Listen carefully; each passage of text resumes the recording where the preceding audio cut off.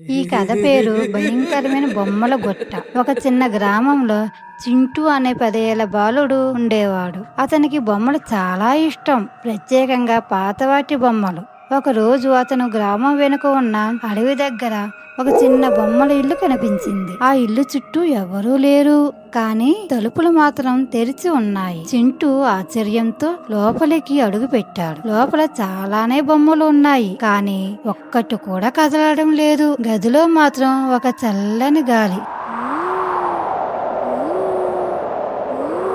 అనే శబ్దం. అప్పుడు ఒక బొమ్మ చేతిని కదిపింది. చింటూ భయపడి వెనక్కి ఒక అడుగు వేశాడు. ఆ సమయంలో అన్ని బొమ్మలు ఒక్కసారిగా తిరుమల వైపు తల తిప్పాయి. వాటి కళ్ళు ఎర్రగా మెరవడం మొదలయ్యింది. తిరుమల వెంటనే బయటకు పరిగెత్తబోతుండగా ఒక చిన్న అమ్మాయి స్వరం వినిపించింది. అయ్యా ఆగు! చింటూ ఆగిపోయాడు. అది ఒక బొమ్మ నుండి వచ్చిన స్వరం. ఆ బొమ్మ చెప్పింది, మేము చెడ్డవాళ్ళం కాదు. ఈ ఇంట్లో ఒక దిష్టి బొమ్మ ఉంది. అది మాకు జీవం ఇచ్చి బంధించి ఉంచింది. దయచేసి మమ్మల్ని బయటకు తీసుకువెళ్ళు. అంతలోనే గదిలోంచి ఒక పెద్ద భయంకరమైన బొమ్మ వచ్చి గర్జించింది.